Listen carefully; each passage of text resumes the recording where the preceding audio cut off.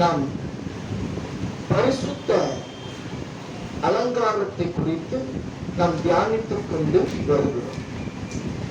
இன்றைக்கு 1ஆம் தேதியாக இருக்கிறபடியினால நான் வாக்கு தத்தங்களை உங்களுக்கு எடுக்கலாம் என்று நான் இருந்தேன்.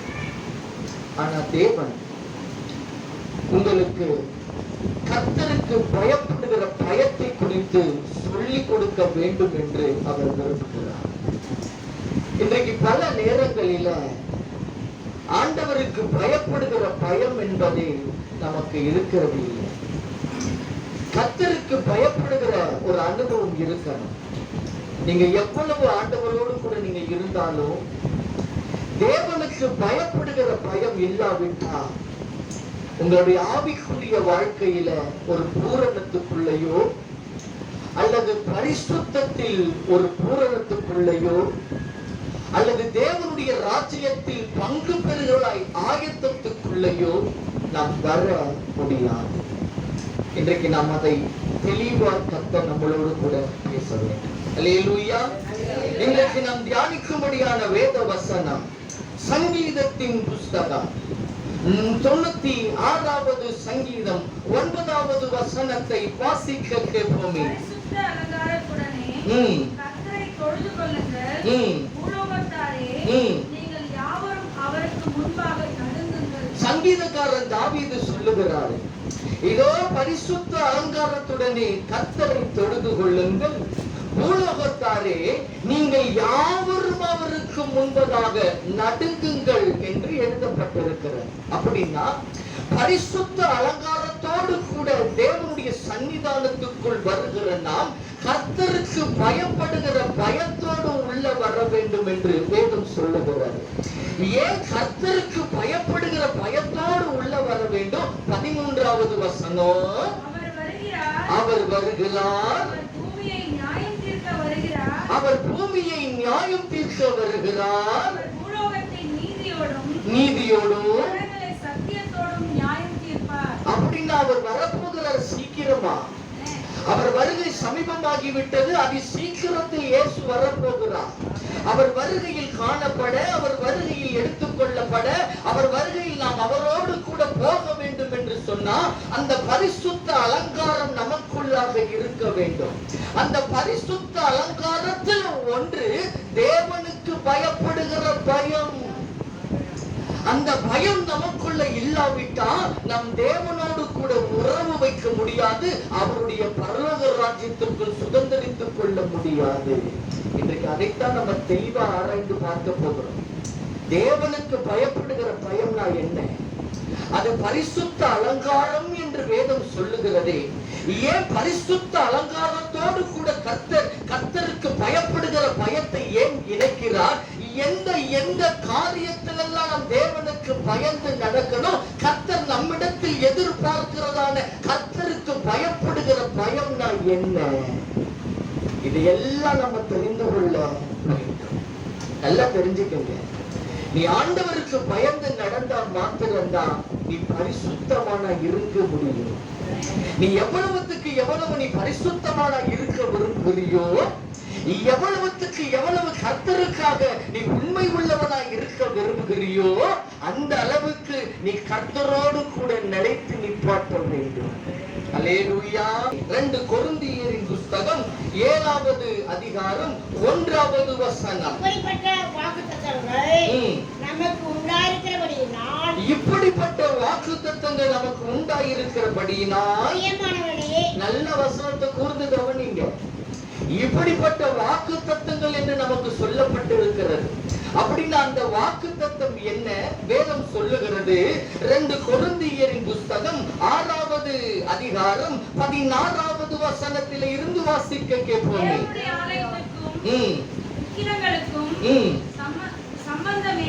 ஏது? நான் அவர்களுக்குள்ளே வாசம் பண்ணி அவர்களுக்குள்ளே உலாவி அவர்களுக்கு தேவனாய் இருப்பேன், அவர்கள் என்னுடைய ஜனம். இது வாக்குத்தத்தம். இது இந்த வாக்குத்தத்தம் நம்முடைய வாழ்க்கையில நிறைவேற வேண்டும் அப்படின்னா, அந்த வாக்குத்தத்தம் நம்முடைய வாழ்க்கையில நிறைவேறப்பட வேண்டும் என்று சொன்னா தேவன் எதிர்பார்க்கிற பரிசுத்தம் உண்டு. ஏனோ தானோ என்று வாழ்கிற ஒரு வாழ்க்கை அல்ல, ஏனோ தானோ என்று போகிற ஒரு காரியம் அல்ல. தேவன் உனக்குள்ளே வாசம் பண்ண, நீ அவருடைய பிள்ளையா இருக்க, அவர் உனக்கு தேவனாய் இருக்க, நீங்கள் அவருடைய சனமாய் காணப்பட வேண்டும் என்று சொன்னா, அல்லது அவருடைய ஆலயமாய் நீ இருக்க வேண்டும் என்று சொன்னா, தேவன் உன்னிடத்தில் எதிர்பார்க்கிற பரிசுத்தம் உண்டு. அந்த பரிசுத்தத்தை குறித்து தான் 2 கொரிந்தியரின் புஸ்தகம் 7வது அதிகாரம் 1வது வசனத்தை வாசிப்போம். இப்படிப்பட்ட வாக்குத்தத்தங்கள் பிரியமானவர்களே, மாமிசத்திலும் ஆவியிலும் உண்டான எல்லா அசுசியும் நீங்க நம்மை சுத்திகரித்துக் கொண்டு அப்படின்னா நீ பரிசுத்தத்துல பூரணத்துக்குள்ள வரணும்னு சொன்னாவே ஆண்டவருக்கு பயப்படுகிற பயம் இருந்தா மட்டும்தான் முடியும். நீ எவ்வளவுக்கு எவ்வளவு கர்த்தருக்கு பயந்து நடக்கிற, எவ்வளவுக்கு எவ்வளவு தேவனுக்கு முன்பதாக நீ உண்மை உள்ளவனாய் காணப்படு, நீ உண்மை உள்ளவனாகவே இருக்க வேண்டும் என்று சொன்னாவே நீ கர்த்தருக்கு பயப்படுகிற பயம் இருந்தா தான் முடியும். அல்லேலூயா. அதனாலதான் அப்போஸ்தலனாகிய பவுல் கொரிந்தியர் பட்டணத்தில் உள்ள சபைகளுக்கு எழுதும் பொழுது அவர் இப்படி எழுதுகிறார், இதோ பரிசுத்தமாக்குதலை தேவ பயத்தோடு கூட பூரணப்படுத்து. அப்படின்னா அந்த பரிசுத்தமாக்குற அலங்காரத்துல ஒன்று தேவனுக்கு பயப்படுகிற பயம். நீ எவ்வளவுக்கு எவ்வளவு கர்த்தரோட இருக்க விரும்புகிறியோ, உன்னோடு கூட கர்த்தர் வாசமா இருக்க விரும்புகிறியோ, நீ ஆண்டவருக்கு முதல்ல பயப்படுகிற பயம் வரும். அல்லேலூயா. சங்கீதக்காரன் தாவீது சொன்னா, சங்கீதத்தின் புஸ்தகம் 19வது சங்கீதம் 9வது வசனத்தை வாசிக்க கேட்போமே. கர்த்தருக்கு பயப்படுகிற பயம் முதல்ல அது சுத்தம். நீ எவ்வளவுக்கு எவ்வளவு ஆண்டவருக்கு பயப்படுகிறியோ அது உன்னை பரிசுத்தவனாய் மாற்றும். அது உன்னை தேவனுக்கு முன்னாடி ஒரு சுத்தம் உள்ளவனாக, தேவனுக்கு முன்னாடி ஒரு உண்மை உள்ளவனாக உன்னை உருவாக்கி கொண்டு வருகிறதே கர்த்தருக்கு பயப்படுகிற பயம் மாத்திரம்தான். அல்லேலூயா. அதனாலதான் அவர் சொல்லுகிறாரு, கர்த்தருக்கு பயப்படுகிற பயம் சுத்தமும் நீ என்றைக்கும் நீ பரிசுத்தவனா நிலைத்து நிப்பாட்டி இருக்கணும். அப்படின்னு சொன்னா நீ கர்த்தருக்கு பயப்படுகிற பயம் இருக்க வேண்டும். அல்லேலூயா. நம்ம ஒவ்வொரு காரியத்தை நல்லா தெரிஞ்சுக்கங்க. நம்ம கடைசி காலத்துல வந்துட்டோம். இயேசு சீக்கிரமாய் வரப்போகிறார். அவர் வருகையில் எடுத்துக்கொள்ளப்பட வேண்டும் என்று சொன்னா ஆண்டவருக்கு பயப்படுகிற பயம் இருந்தா மட்டும்தான் முடியும், இல்லைன்னா முடியாது. நல்லா தெரிந்து கொள்ளணும், ஒவ்வொரு காரியத்தை அறிந்து கொள்ளணும். அப்படின்னா கர்த்தருக்கு எந்த காரியத்திலெல்லாம் பயந்து நடக்கணும். கர்த்தருக்கு பயப்படுகிற பயம்னா என்ன, முதல்ல அதை தெரிஞ்சுக்க. ஆண்டவருக்கு பயந்து நடக்கணும்னு சொல்லப்படுகிறது. ஏன் கர்த்தருக்கு நீ பயந்து நடக்கணும்? அவருக்கு பயந்து நடக்க வேண்டிய அந்த காரியம் என்ன? வேதம் சொல்லுகிறது. யாத்திராகமத்தின் புஸ்தகம் 20வது அதிகாரம் 20வது வசனத்தை வாசிக்க கேட்போமே. மோசே ஜனங்களை நோக்கி, பயப்படாதிருங்கள், உங்களை சோதிப்பதற்காகவோ நீங்கள் பாவம் செய்யாதபடிக்கு உங்கள் முகத்திற்கு முன்பாக இருப்பதற்காகவும் தேவன் எழுந்தருளினார். அப்படின்னா ஏன் கர்த்தருக்கு நீ பயந்து நடக்கணும்? நீ பாவம் செய்யாம இருக்க, நீ பாவம் செய்யாதபடிக்கு தேவனுக்கு முன்பதாக நீ ஒரு நீதிமானாக பரிசுத்தமானாக நீ நிக்கணும்னு சொன்னா உனக்கு கர்த்தருக்கு பயப்படுகிற பயம் இருக்க வேண்டும். அல்லேலூயா. ஒவ்வொரு வசனத்தையும் நல்லா கூர்ந்து கவனிங்க. ஏன் ஆண்டவருக்கு பயந்து நடக்கணும்னு சொல்லி கொடுக்கிறேன். நீ பாவம் செய்யாம இருக்க, தேவனுக்கு முன்பாக தீமை செய்யாம இருக்க, அவருக்கு நீ பிரியமில்லாத ஒரு வாழ்க்கையை வாழாதபடிக்கு நீ அவருக்கு முன்பதாக நீ பரிசுத்தவானாக நீதிமானாகவும் நீ நிலைத்து நிற்கணும் என்று சொன்னா ஆண்டவருக்கு பயப்படுகிற பயம் இருக்க வேண்டும். அந்த பயம் இருக்கும்போது நீ கர்த்தருக்கு முன்பாக உண்மையா நடக்க முடியும். வேதம் சொல்லுகிறது, எரேமியா தீர்க்கதரிசியின் புத்தகம் 32வது அதிகாரம் 32வது அதிகாரம் 38வது வசனத்திலே இருந்து வாசிக்க கேட்போமே. ஜனமாய் இருப்பார்கள், அவர்கள் என் ஜனமாய் இருப்பார்கள், நான் அவர்கள் தேவனாய் இருப்பேன், நான் அவர்கள் தேவனாய் இருப்பேன், அவர்கள் தங்களுக்கும் தங்கள் பின்னாடி யாருக்கும் தங்கள் பிள்ளைகளுக்கும் நன்மை உண்டாகும்படி சகல நாட்களிலும் எனக்கு பயப்படும்படிக்கு சகல நாட்களும் எனக்கு பயப்படும்படிக்கு. ஏன் அந்த பயம் இருக்குன்னு சொல்றாரு? வேதத்தை நீங்க நல்லா தூர்ந்து கவனிக்கணும். வேதம் சொல்லுகிறது, அவர்கள் தங்களுக்கும் தங்கள் பின்னாடியா இருக்கும் தங்கள் பிள்ளைகளுக்கும் நன்மை உண்டாகும்படி. அப்படின்னா உன்னுடைய வாழ்க்கையிலும் நீ தேவனிடத்தில் இந்த நன்மையை பெற்றுக்கணும், உன் பிள்ளைகளுடைய வாழ்க்கையிலும் கர்த்தரிடத்திலிருந்து உனக்கு நன்மை உண்டாகணும். அந்த நன்மை உண்டாகும்படிக்கு சகல நாட்களும் எனக்கு பயப்படும்படிக்கு. வாசிப்போம். நான் அவர்களுக்கு ஒரே ஒரு தயத்தையும் ஒரே ஒரு இருதயத்தையும் ஒரே வழியையும் கட்டளையிட்டு அவர்களுக்கு நன்மை செய்யும்படி நான் அவர்களை விட்டு பின்வாங்குவதில்லை என்கிற உடன்படிக்கையை நித்திய உடன்படிக்கையை அவர்களோட பண்ணி அவர்கள் என்னை விட்டு அகன்று போகாதபடிக்கு. அப்படின்னா பின்வாங்கி போகாதபடிக்கு, அவர்கள் என்னை விட்டு அகன்று போகாதபடிக்கு எனக்கு பயப்படும் பயத்தை அவர்கள் இருதயத்திலே வைத்து. ஏன் பயப்படும் ஆண்டவருக்கு? நீ நன்மையை பெற்றுக்கொண்டு அவருக்கு பயந்து நீ நடக்கணும். உனக்கு கிடைக்கிற நன்மை உன் பிள்ளைகளுக்கு தொடர்ந்து அது உடன்படிக்கையா போகணும்னா நீ ஆண்டவருக்கு பயந்து நடக்கணும். நீ பின்வாங்காமல் போகாதபடிக்கு, நீ பாவம் செய்யாதபடிக்கு, நீ தேவனுக்கு முன்பதாக உண்மை உள்ளவனாய் உத்தம உள்ளவனாய் நீ நடக்க வேண்டும் என்று சொன்னா நீ தேவனுக்கு பயப்படுகிற பயம் உன் இருதயத்துக்குள்ளே இருக்க வேண்டும்.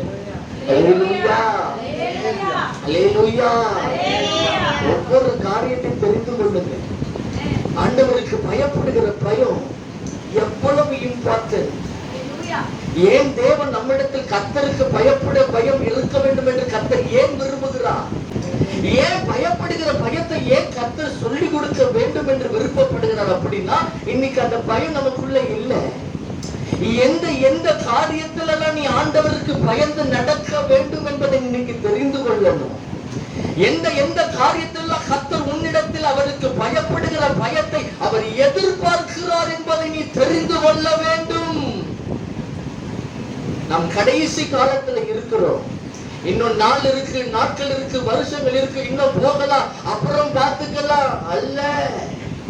இயேசுவின் வருகை சமீபமாகி விட்டது. இன்றைக்கு ராத்திரி இயேசு வந்தாலும் சொல்றதுக்கு இல்லை, அல்லது பிரசங்கம் பண்ற இந்த நேரத்துல என் ஆண்டவர் வந்தாலும் சொல்றதுக்கு இல்லை. அல்லேலூயா, அல்லேலூயா. அப்படி நீ அவரோடு கூட போகணும்னா நீ பின்வாங்கி போகிற ஒரு இருதயம் இருக்கக்கூடாது. அவருக்கு பயந்து நடக்கிற, அவருக்கு பயப்படுகிறதான ஒரு இருதயம் உனக்குள்ள இருக்க வேண்டும் என்று கர்த்தர் சொல்லுகிறார். அதனால தான் சங்கீதக்காரன் தாவீது சொன்னாரு, சங்கீதத்தின் புஸ்தகம் 34வது சங்கீதம் 11வது வசனத்தை வாசிக்க கேட்போமே. பிள்ளைகளே வந்து எனக்கு செவி கொடுங்கள்,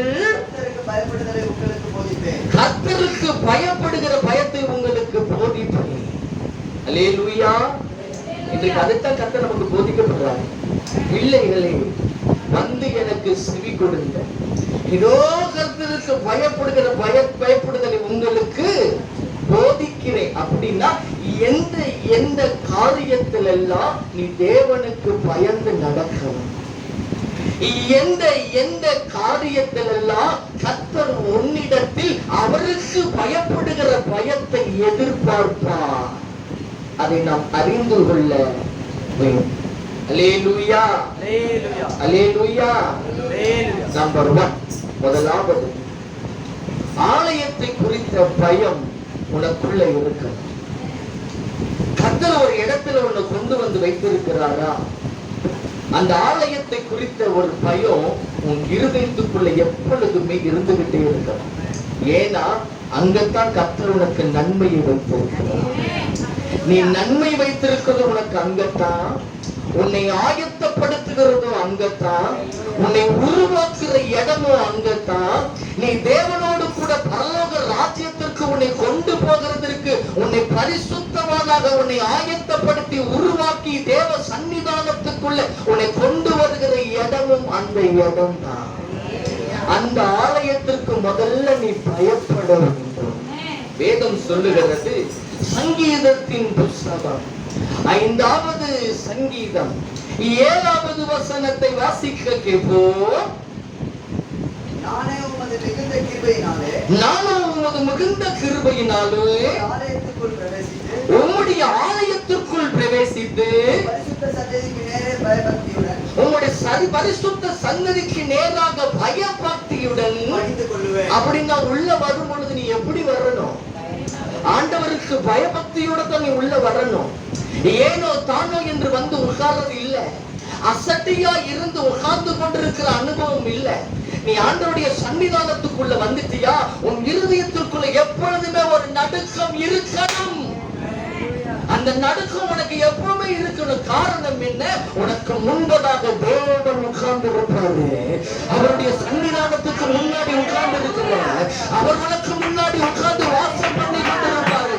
அவரை ஆராதிக்க, அவரை துதிக்க, அவர் நாமத்தை மகிமைப்படுத்த வந்திருக்கிற நீ அவருடைய சன்னிதானத்துக்குள்ள வரும் பொழுது நீ நடுக்கத்தோட தான் வர வேண்டும். அல்லேலூயா. ஒவ்வொரு காரியத்தையும் தெரிஞ்சுக்குங்க. ஆண்டவர் ஆலயத்தில் எப்படி அமர்ந்திருப்பாரா? வேதம் சொல்லுகிறது, ஏசாயா தீர்க்கதரிசியின் புஸ்தகம் 6வது அதிகாரம் 1வது வசனத்தை வாசிக்க கேட்போம். உசியா ராஜா மரணம் அடைந்த வருஷத்தில் ஆண்டவர் உயரமும் உன்னதமான சிங்காசனத்தின் மேல் வீற்றிருக்க கண்ட ஏசாயா ஒரு தரிசனத்தை பார்க்கிறான். அவன் பார்க்கும் பொழுது ஒரு தரிசனம் காணப்படுகிறது. உயரமும் உன்னதமான சிங்காசனத்தின் மேல ஆண்டவர் வீற்றிருக்க பார்க்கிறான். வாசிப்போம். அவருடைய வஸ்திர தொங்கலால் அப்படின்னா என்னங்க அர்த்தம்? ஆலயத்துக்குள்ள நீ வந்துட்டியா, அவர் வாசமா இருப்பாரு. அவரால் தெரிந்து கொள்ளப்பட்ட இடத்தில், அவரால் முத்திரிக்கப்பட்ட இடத்தில், அவரால் ஆயத்தமாக்கப்பட்ட இடத்தில் தேவாதி தேவன் வந்து அமர்ந்திருப்பார். அவருக்கு முன்னாடி தான் நீங்க உட்கார்றீங்க. அவரை பார்க்கும்படிக்கு தான் உட்கார்றீங்க. அவரை தரிசிக்கும்படி தான் உட்கார்றீங்க. வேதம் சொல்லுகிறது, அவருடைய வஸ்திர தொங்கலால் தேவனுடைய ஆலயம் நிறைந்து காணப்பட்டதா. 3வது வசனம், சேனைகளின் கர்த்தர் பரிசுத்த பரிசுத்த பரிசுத்த.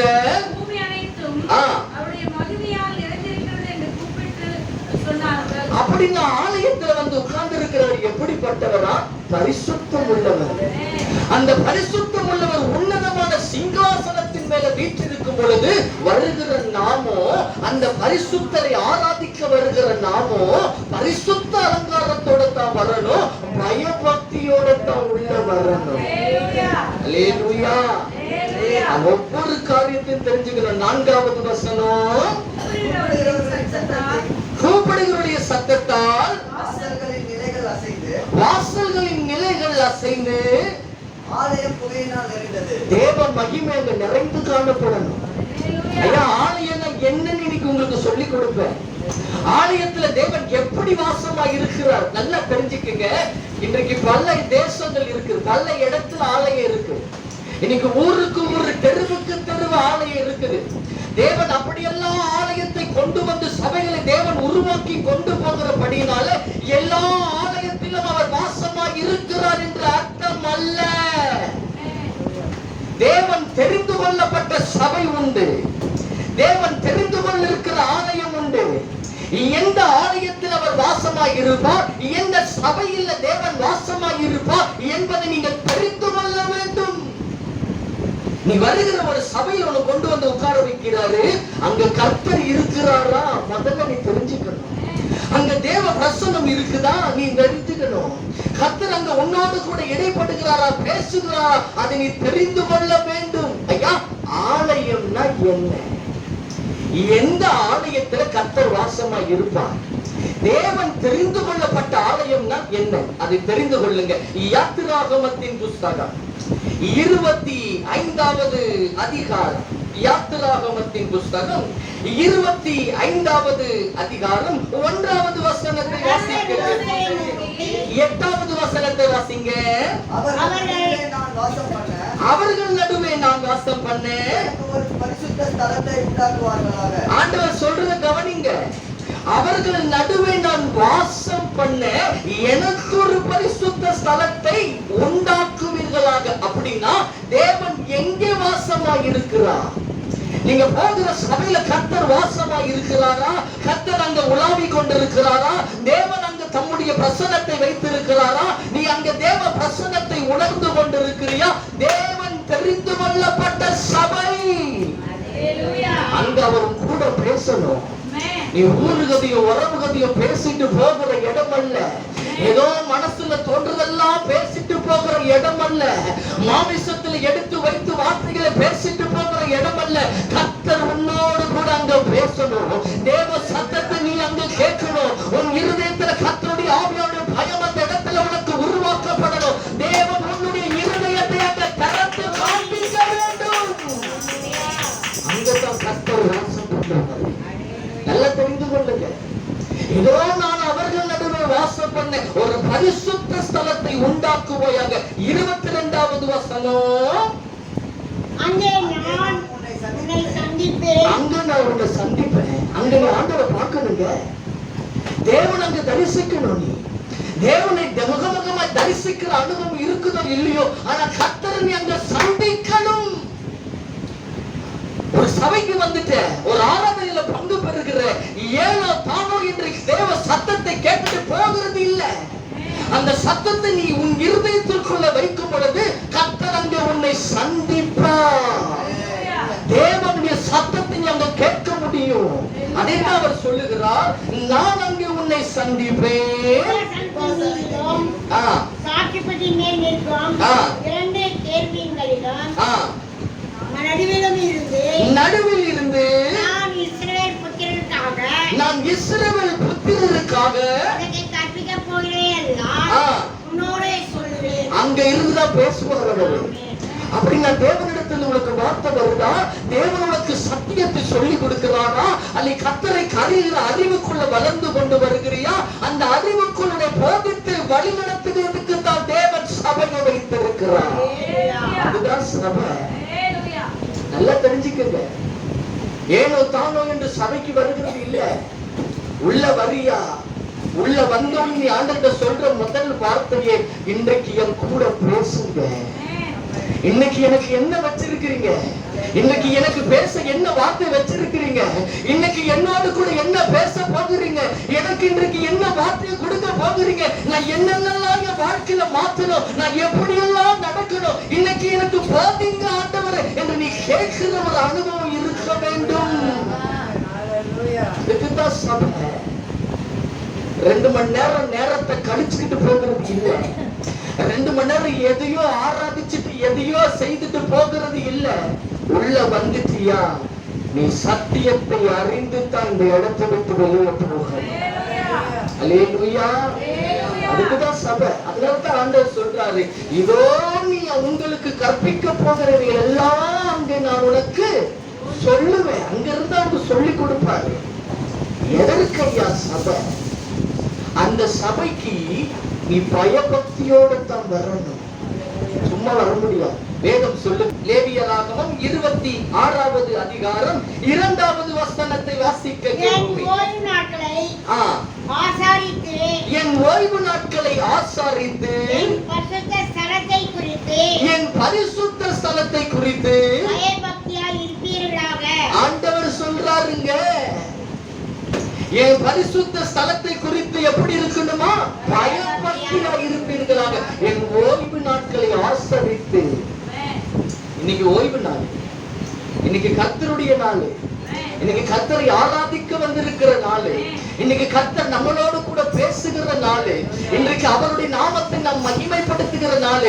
இந்த ஓய்வு நாளில உன் இஷ்டப்படி நீ நடக்க முடியாது, உன் விருப்பத்தின்படி நீ நடக்க முடியாது, உன் எண்ணத்தின்படி நீ செயல்பட முடியாது. இந்த நாள் கர்த்தருடைய நாளா இருக்கிறபடினா ஆராதிக்க வருகிற நாம் அவருடைய ஆலயத்தை குறித்த பயபக்தி இருக்க வேண்டும். அல்லேலூயா, அல்லேலூயா. அதனாலதான் அப்போஸ்தலனாகிய பவுல் எபிரேயர் சபைக்கு எழுதும் பொழுது அவர் இப்படி எழுதுகிறார். எபிரேயரின் புஸ்தகம் 10வது அதிகாரம், எபிரேயரின் புஸ்தகம் 10வது அதிகாரம் 25வது வசனத்தை வாசிக்க கேட்போமே. எபிரேயர் 10:25.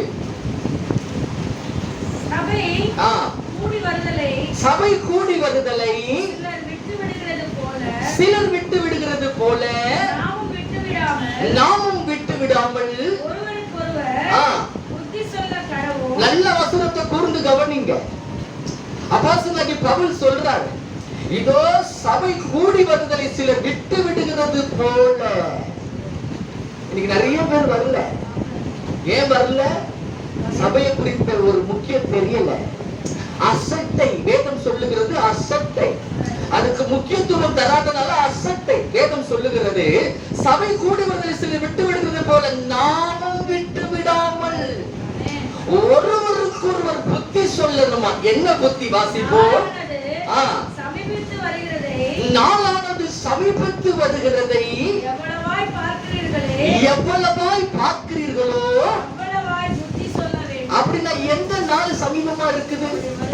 நாளானது சமீபத்து வருகிறதை எவ்வளவாய் பார்க்கிறீர்களோ அவ்வளவாய் புத்தி சொல்லுங்கள் என்று எழுதப்பட்டிருக்கிறது. இன்னைக்கு பல பேருக்கு சபையை குறித்த பயம் கிடையாது, சபையை குறித்த ஒரு முக்கியத்துவம் தெரிகிறது இல்ல.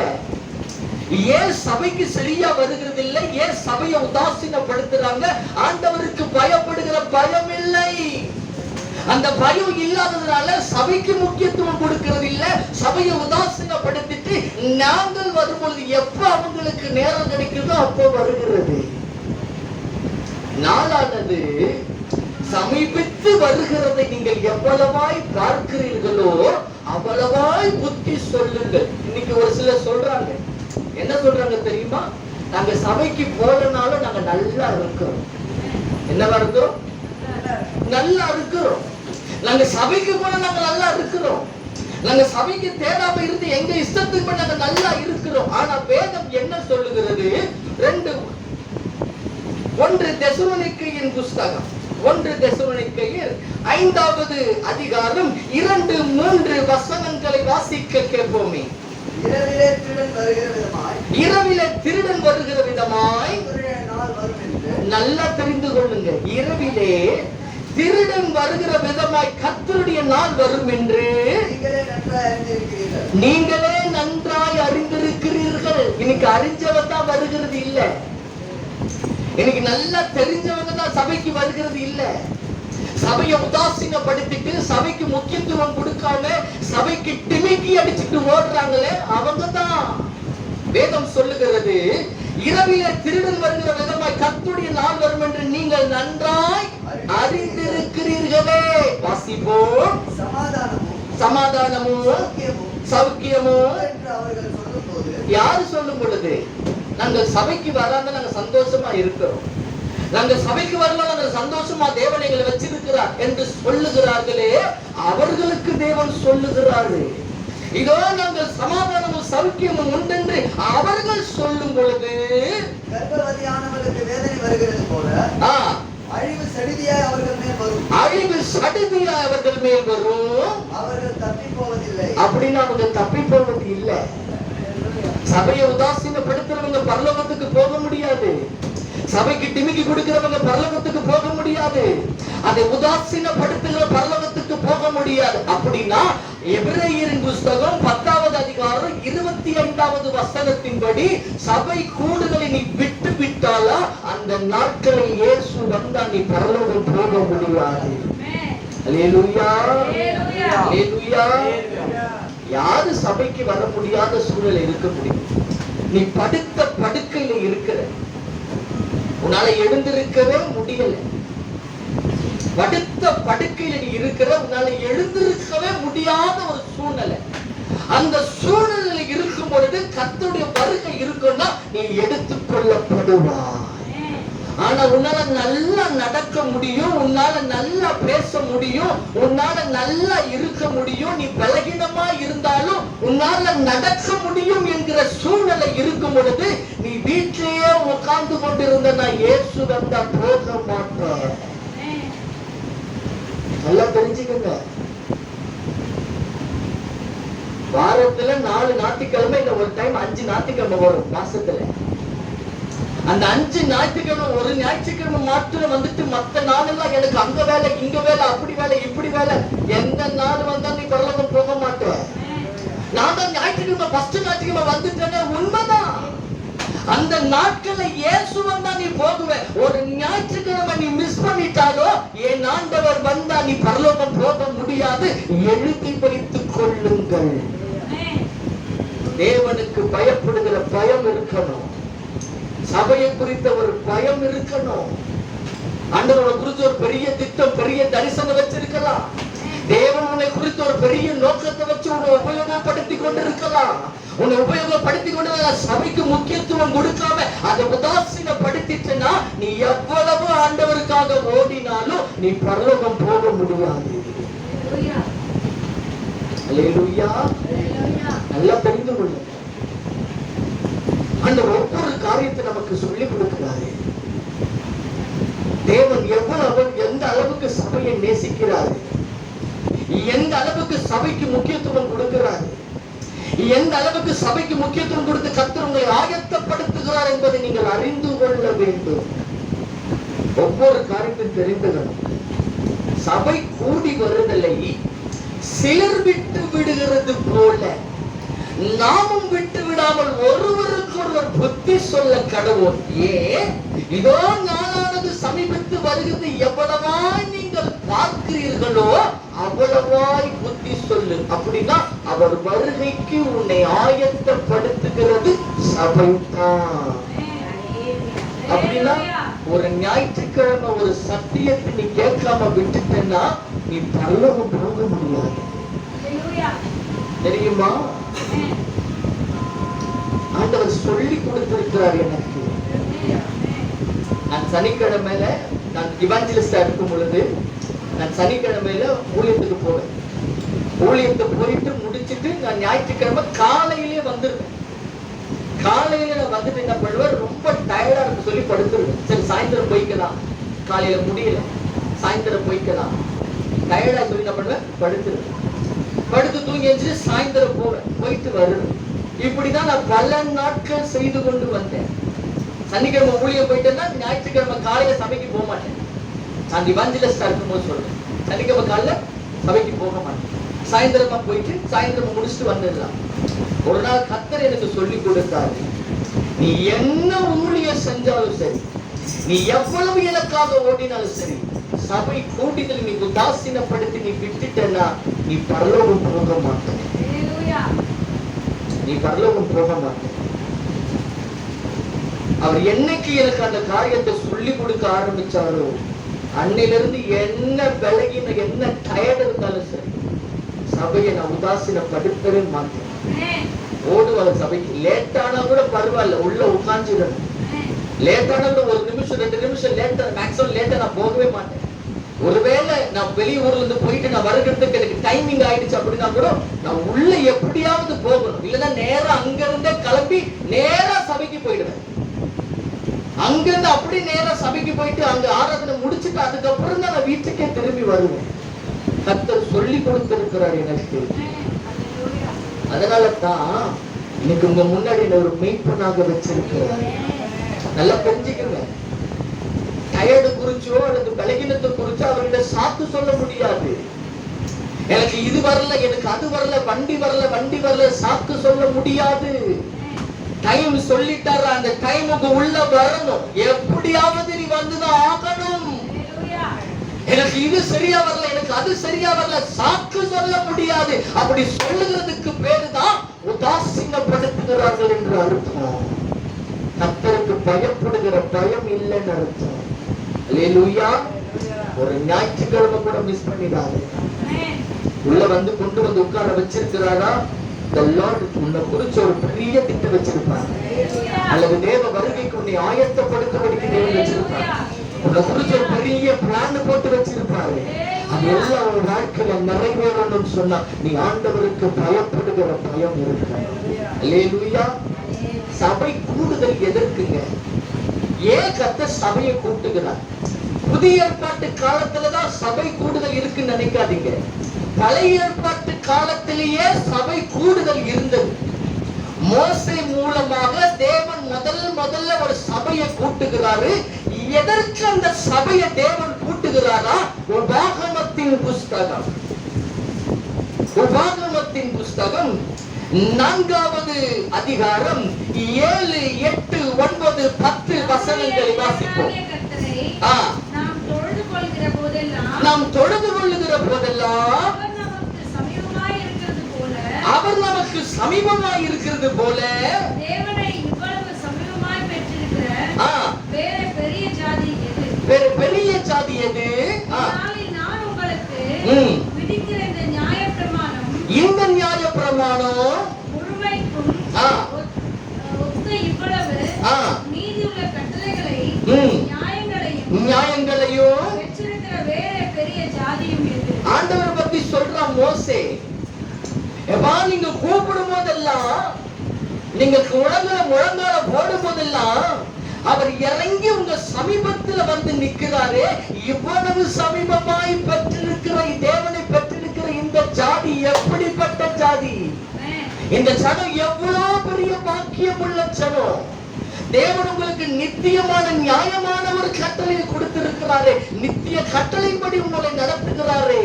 அதை சொல்லிட்டு தான் சொல்றான். உன் தேவனாகிய கர்த்தருக்கு முன்பதாக நிற்கும் பொழுது கர்த்தர் என்னை நோக்கி ஜனங்களை என்னிடத்தில் கூடி வர செய்து, அதுக்கு பேருதான் சபை கூடுதல். எகிப்து தேசத்தில இருந்து கர்த்தர் இஸ்ரவேல் ஜனங்களை விடுதலையாக்கி அவர்களை பாலும் தேனும் ஓடுகிற தேசத்திற்கு தேவன் வழி நடத்தும் பொழுது சீனாய் மலைக்கு அடிவாரத்துல முதலாக சபை கூட ஆரம்பிக்கிறது. ஓரேபு என்று சொல்லப்படுகிறது சீனாய் மலையினுடைய அடிவாரம். அதுதான் வேதம் சொல்லுகிறது. ஓரேபில உன் தேவனாகி கர்த்தருக்கு முன்பாக நீ நிற்கும் போது கர்த்தர் என்னை நோக்கி ஜனங்களை என்னிடத்துல கூடி வர செய்து, அவருக்கு முன்பதாக கூடி வர செய்ய சொல்றார். ஏன் கூடி வர சொல்லுகிறாரு? வாசிப்போம். அதுக்குதான் சபை கூடுதல். என் வார்த்தைகளை அவர்கள் கேட்கும்படிக்கு பண்ணுவேன். நீ சபையில வந்துட்டியா, நீ தேவ சத்தத்தை கேட்டுத்தான் ஆகணும். கர்த்தர் கூட பேசித்தான் ஆகணும். அதுக்குதான் சபை கூடுதல். எதையோ பேசிட்டு போகிறதுக்கு அல்ல. ஐயா, கர்த்தரால் உனக்கு ஒரு மெய்ப்பனை தேவன் வைத்திருக்கிறாரா? அவனிடத்திலிருந்து சத்தியம் வருகுதா? கவனி. அங்க இருந்து கர்த்தர் கூட அவர் பேசணும். இதோ என்னுடைய சத்தத்தை அவர்கள் கேட்கும்படிக்கு செய்வேன். அவர்கள் பூமியில் உயிரோடு இருக்கிற நாளெல்லாம் யாருக்கு பயந்திருக்கும்படி? அதுக்குதான் சபை கூடுதல். அவருக்கு பயந்திருக்கும்படிக்கு வேதம் பியூட்டிஃபுல்லா சொல்லுது. அவர்கள் பூமியில உயிரோடு இருக்கிற நாளெல்லாம். ஞாயிற்றுக்கிழமை மட்டும் பயந்து பிரயோஜனம் இல்ல. ஞாயிற்றுக்கிழமை மட்டும் வந்து நடுங்கி வந்து நின்று பிரயோஜனம் இல்ல. ஞாயிற்றுக்கிழமை மட்டும் கர்த்தர் மகிமையா இறங்கி உன்னை நிரப்புறதுல பிரயோஜனம் இல்லை. ஒவ்வொரு நாளும் நீ தேவனுக்கு முன்பதாக நடுங்கி நிற்கணும். ஒவ்வொரு நாளும் கர்த்தர் எனக்கு என்னோடு கூட இருக்கிறார் என்கிற பயம் வரணும். ஒவ்வொரு நாளும் கர்த்தர் என்னை பார்த்து கொண்டு இருக்கிறார் என்கிற பயம் இருக்கணும். நல்லா தெரிஞ்சுக்கங்க. வேதம் ஒவ்வொரு காரியத்தையுமே நமக்கு சொல்லிக் கொடுத்து கொண்டு வருகிறது. இதோ இவர்கள் பூமியில உயிரோடு இருக்கிற அளவையெல்லாம் எனக்கு பயந்திருக்கும்படி எங்க கற்றுக்கொண்டேன்? சபையில தான் கற்றுக் கொடுப்பாரு. அங்கதான் நீ அவருக்கு பயப்படுகிற பயத்தை கற்றுக்க முடியும். அங்கத்தான் நீ ஆண்டவருக்கு எப்படி நடக்கணும் உனக்கு சொல்லிக் கொடுக்கப்பட முடியும். அங்கத்தான் கர்த்தருக்கு சத்தியத்தின் மூலமா அவன் கூட பேச ஆரம்பிப்பா. அங்கத்தான் நீ தேவனுக்கு முக்கியத்துவம் கொடுக்கிறது அங்கத்தான் இருக்கிறது. அல்லேலூயா. எனக்கு அருமையான தேவ ஜனமே, கர்த்தர் ஒவ்வொரு காரியத்தையும் நமக்கு சொல்லிக் கொடுக்க ஆரம்பிப்பார். நல்லா தெரிஞ்சுக்கணும். அவைகளை கற்றுக்கொண்டு பிள்ளைகளுக்கும் போதிக்க கடவர்கள் என்று சொல்லிய நாளில். அப்படின்னா என்ன அர்த்தம்? நீங்க சபைக்கு வர்றீங்க, சபையில ஒரு சத்தியத்தை கர்த்தர் இன்னைக்கு உங்க கூட பேசுறாரு. அந்த சத்தியத்தை நீ கேட்டுக்கிட்டு உன் இருதயத்துல மாத்திரம் வச்சு நீ மாட்டும் நடக்கிறதுக்கு இல்லை. நீயும் அந்த சத்தியத்தின்படி தேவனுக்கு பயந்து நடக்கணும். அது உன் பிள்ளைகளுக்கும் சொல்லி கொடுக்கணும். அது உன் பிள்ளைகளுக்கும். அதனாலதான் எரேமியால் நம்ம வாசிச்சோம் இல்லையா? இதோ நீங்களும் உங்கள் பிள்ளைகளும் நன்மை உண்டாகும்படிக்கு எனக்கு பயப்படுகிற பயத்தை உங்கள் இருதயத்தில் வைத்தேன் என்று சொன்னாரு. எதற்கு அந்த பயத்தை உன் இருதயத்தில் வைக்கிறாரு?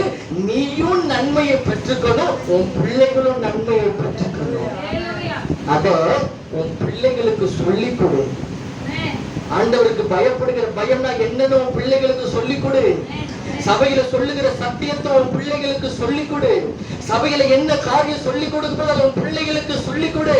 நீ எப்படி உயிரோடு இருக்கிற நாளெல்லாம் தேவனுக்கு பயந்து நீ நடக்கணும் வேண்டும் என்று நீ எந்த காரியத்தை கர்த்தர் உன் கூட பேசுகிறாரோ அதை நீ மாத்திரம் உன் இருதயத்தில் வைக்காமல் உன் பிள்ளைகளுக்கும் சொல்லிக் கொடு.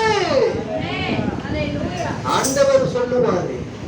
10வது வசனம், உன் கண்கள் கண்ட காரியங்களை மறவாதபடிக்கும். அப்படின்னா என்னங்க அர்த்தம்? வார வாரம் சத்தியத்தை கேட்கிற, வார வாரம் கர்த்தர் உன்னை நடத்துகிறத நீ பார்க்கிற, வார வாரம் கர்த்தர் உன் கூட இசை இணைக்கப்படுறத நீ பார்த்துட்டு அதை நீ மறந்துடக்கூடாது. இந்த காதுல வாங்கி இந்த காதுல விட்டுட்டு போக கூடாது. எதுக்கு சபை? எல்லாத்தையும் இங்க போட்டுட்டு போகிறதுக்கு இல்ல.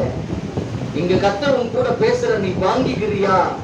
அது ஒவ்வொரு நாளும் நீ அதை நடத்தப்படணும். அல்லேலூயா. அதுதான் வேதம் சொல்லுது, உன் கண்கள் கண்ட காரியங்களை நீ மறவாதபடி உன் ஜீவனுள்ள நாளெல்லாம் அவைகள் உன் இருதயத்தை விட்டு நீங்காதபடிக்கும் எச்சரிக்கையா இரு. அப்படின்னா பயந்துருன்னு அர்த்தம். எச்சரிக்கையா இருந்து ஆண்டவர் சொல்ற, பயந்துரு.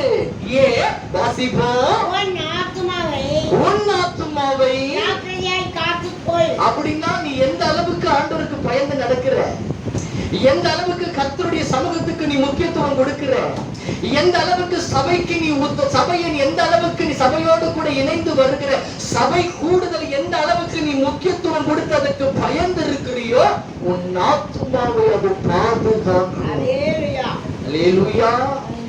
அது உன் ஆத்துமாவை பாதுகாக்கும். ஐயா, சபை எதுக்கு தெரியுமா? ஏன் கர்த்தர் மெய்ப்பண்ண வச்சிருக்கிறார் தெரியுமா? உன் ஆத்துமாவுக்கு உத்தரவாதி அவன் தான். உன்னை பரலோகத்துக்கு ஆயத்தப்படுத்துகிறவன் அவன் தான். உன்னை பரலோக ராஜ்யத்திற்கு உன்னை ஆயத்தத்துக்குள்ள கொண்டு போகிறவன் அவன் தான். நல்லா தெரிந்து கொள்ளுங்க. அதனாலதான் சொல்ற, உன் ஆத்துமாவை ஜாக்கிரதையாய் காத்துக்கொள். அவைகளை உன் பிள்ளைகளுக்கும் உன் பிள்ளைகளின் பிள்ளைகளுக்கும். ஆண்டவர் ஏன் இப்படி சொல்றாரு? நீ மட்டும் சுவிசேஷமா வாழ்ந்து போகிறது இல்ல, உன் பிள்ளைக்கு நீ சொல்லி கொடுக்கணும். நீங்க சபையில என்ன சொல்லி கொடுத்தாரு உன் பிள்ளைக்கு சொல்லி கொடு. உன் பிள்ளைக்கு சொல்லி கூடாது. அப்பா, இன்னைக்கு சபையில ஆண்டவர் குறிச்சு பயத்தை குறிச்சு இன்னைக்கு நான் பிரசங்கத்தை கேட்டேன். இன்னைக்கு கர்த்தர் காதுபட என்னோடு கூட ஆண்டவர் பேசினாரு. அது எனக்கு மாத்திரம் இல்லையா, உங்களுக்கும் சொல்லி கொடுக்க வேண்டும் என்று கர்த்தர் சொன்னாரு. உன் பிள்ளைகளுக்கு சொல்லி கொடு.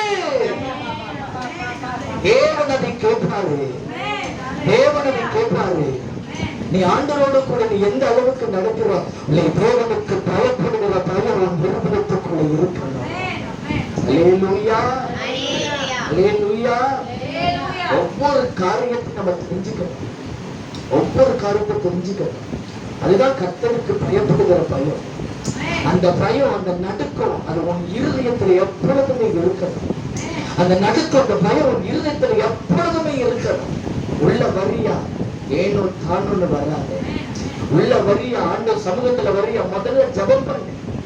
உள்ள வந்தவனே முதல்ல முழங்கால் போட்டு ஜெபம் பண்ணு. முதல்ல ஆண்டவர்கிட்ட நீ சொல்லு, ஆண்டவரே இன்னைக்கு எனக்கு என்ன வார்த்தை வைத்திருக்கிறீர், இன்னைக்கு என் கூட என்ன பேச போகிறீர் ஆண்டவரே, இன்னைக்கு உடைய சத்தத்தை நான் கேட்கணுமே, இன்னைக்கு எனக்கு என்னென்ன வார்த்தை வைத்திருக்கு, நான் எப்படி எல்லாம் நடக்கணும் எனக்கு சொல்லித்தாரும் ஆண்டவரே. நீ கேட்கணும். ஒவ்வொரு நாளும், ஒவ்வொரு ஞாயிற்றுக்கிழமை நீ கேட்கணும். நீ கேட்கிறது மாத்திரம் அல்ல, தேவனுக்கு சொல்லி கொடுக்கிறாரே அந்த வார்த்தையை உன் இருதயத்துல வைத்து நீ ஒவ்வொரு நாட்களும் அதன்படி நடக்க நீ பழகணும். ஒவ்வொரு நாட்களும் பழகணும். தேவன் அதை ஒவ்வொரு நாளும் உன்கிட்ட எதிர்பார்ப்பார். ஒவ்வொரு நாளும் எதிர்பார்ப்பார். எனக்கு அருமையான தேவ ஜனமே, நீ எந்த அளவுக்கு அவரோடு கூட இருக்கிறது, உன் கூட அவர் இருப்பார். நீ எந்த அளவுக்கு அவருக்கு பயந்து நடக்கிற, அவர் கூட நிற்பார். நீ எந்த அளவுக்கு அவருக்கு முக்கியத்துவம் கொடுக்கிறார், நீ எங்க போனாலும் மகிமை இறங்கி கொண்டு இருக்கிறது. மகிமை இறங்கி கொண்டு இருக்கிறது, இறங்கி கொண்டு இருக்கிறது. நான் பேச பேச பேச இந்த இடத்துல ஒரு புகை இறங்கி கொண்டே இருக்கிறது. கர்த்தருடைய ஆவியானவர் இன்றைக்கு நம்மளோடு கூட பேசிக் கொண்டிருக்கிறார். தேவ ஆவியானவர் இன்றைக்கு நம்மளோடு கூட பேசிக் கொண்டிருக்கிறார். கர்த்தருடைய சத்தம் இன்றைக்கு நம்முடைய சபையில கேட்டுக் கொண்டிருக்கிறது. தேவன் இன்றைக்கு மனிதனோடு கூட பேசிக் கொண்டிருக்கிறார். அல்லேலூயா. தேவ சபையில இருந்து அவரும் கூட பேசுவார்.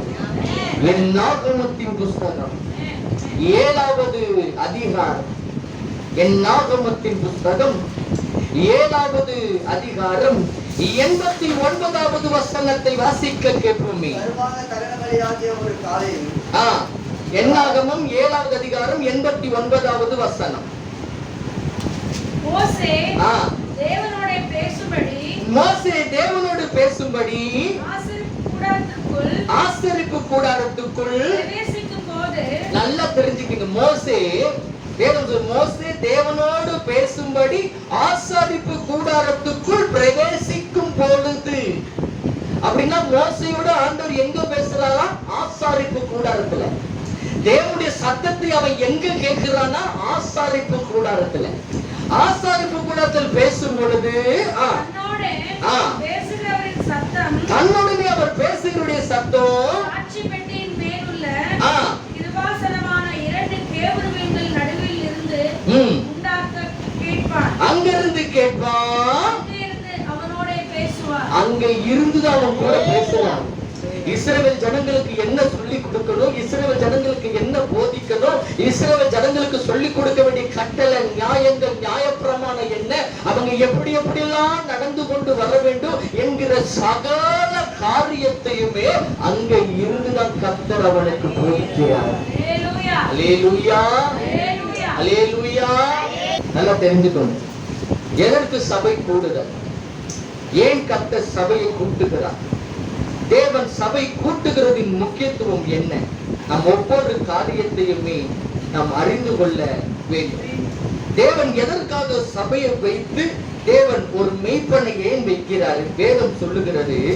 எபிரேயரின் புஸ்தகம் 13வது அதிகாரம், எபிரேயரின் புஸ்தகம் 13வது அதிகாரம் 7வது வசனத்தை வாசிக்க கேட்போமே. எபிரேயர் 13:7. தேவ வசனத்தை உங்களுக்கு போதித்து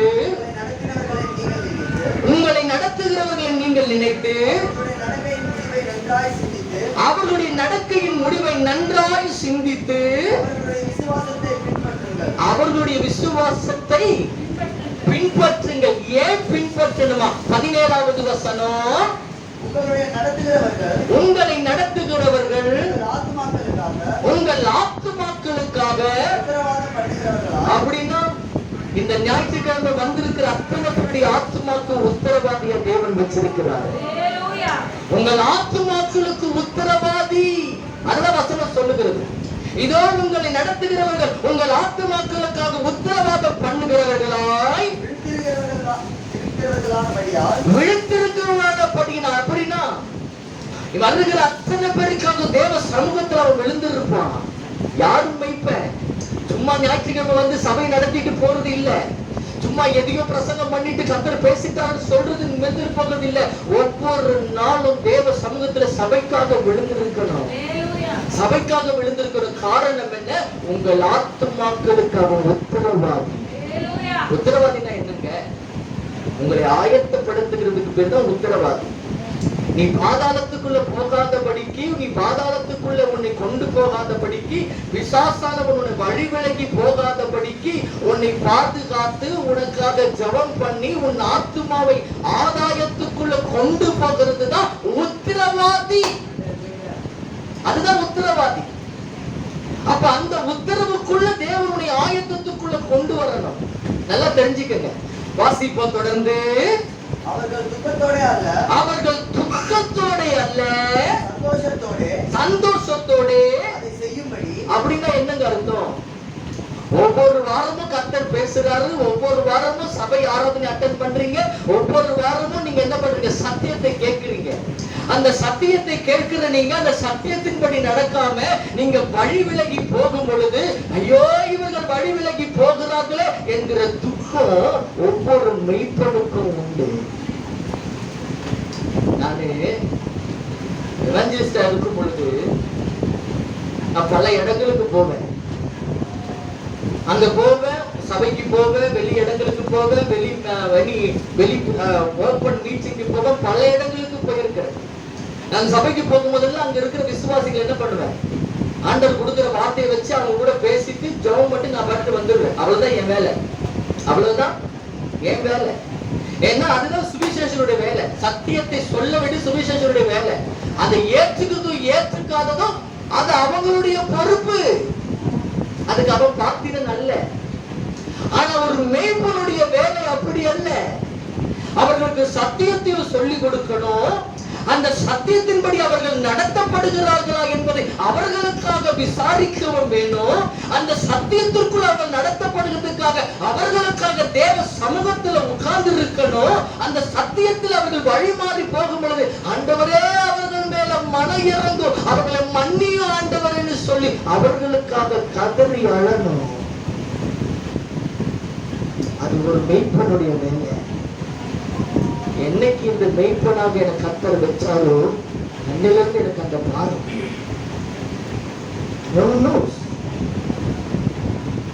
அவர்கள் சந்தோஷத்தோட துக்கத்தோடு இல்லை. நல்லா தெரிஞ்சுக்கணும். அவர்கள் துக்கத்தோட இல்ல, சந்தோஷத்தோட அதை செய்யும்படிக்கு அவர்களுக்கு கீழ்ப்படிந்து அடங்குங்கள். அவர்களுக்கு கீழ்ப்படிந்து.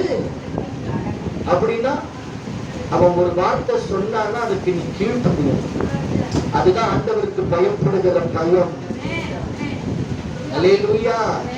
நீ கீழ்ப்படியாம நான் இப்படிதான் நடப்பேன், இப்படிதான் செய்வேன் அப்படின்னா நீ பரலோகத்துக்கு போகவே மாட்டேன். நல்லா தெரிஞ்சுக்கங்க. மெய்ப்ப வேலை என்ன தெரியுமா? நீ பாதாளத்துல போகாதபடி காத்துக்கிற கொண்டு வர்றதுதான் மெய்ப்ப வேலை.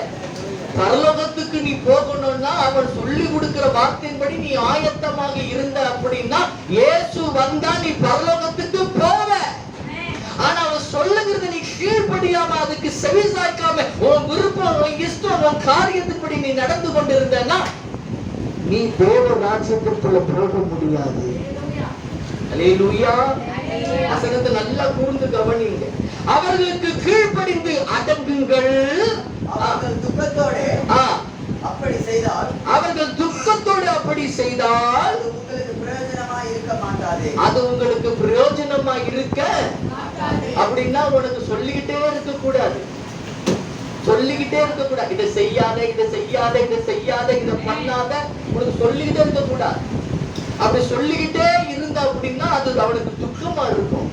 இந்த ஆத்மா மாறவே மாட்டேங்குது, துக்கத்தோடு கூட அவன் செய்த அப்படின்னா அது உனக்கு பிரயோஜனமாய் இருக்காது. அல்லேலூயா. அல்லேலூயா. ஒவ்வொரு காரியத்தை நம்ம தெரிந்து கொள்ளணும். ஒவ்வொரு காரியத்தை நம்ம அறிந்து கொள்ளணும்.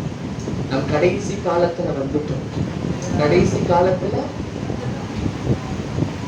எவ்வளவு நாட்கள் இயேசு வருவார் தெரியாது. எந்த நேரத்துல இயேசு வருவார் தெரியாது. அவர் வந்தா நீங்க போகணும். அல்லேலூயா, அல்லேலூயா. ஒவ்வொரு காரியத்தை நம்ம தெளிவா தெரிந்து கொள்ளணும். அவருக்கு ஆண்டவருக்கு அவருக்கு பயப்படுகிற பயம்னா என்ன, சபைக்கு பயப்படுகிற பயம்னா என்ன, மெய்ப்பனுக்கு பயப்படுகிற பயம்னா என்னன்னு சொல்லி கொடுக்கிறாரு. ஒவ்வொரு காரியத்தை கர்த்தர் நமக்கு தெளிவா நம்மளோட கூட பேசிக் கொண்டிருக்கிறார். அல்லேலூயா, அல்லேலூயா. இன்னும் அநேக காரியங்கள் இருக்கு, ஆனா நேரம் இல்லை. நான் இன்னைக்கு 2 சாப்டர் உங்களுக்கு முடிக்கணும்னு நினைச்சேன், ஆனா ஒரு சாப்டரோட முடிய வேண்டிய சூழ்நிலை வந்துருச்சு. அல்லேலூயா. இன்னைக்கு ஆலயத்திற்கும் கர்த்தருக்கும் மெய்ப்பனுக்கும் பயப்படுகிற பயத்தை குறித்து சொல்லி கொடுத்திருக்கிறார். அல்லேலூயா. ஒவ்வொரு நாளும் அறிந்து கொள்ளுங்க, அதன்படி நடங்க. கர்த்தர் பெரிய காரியத்தை உங்க வாழ்க்கையில தேவன் செய்வார். God bless.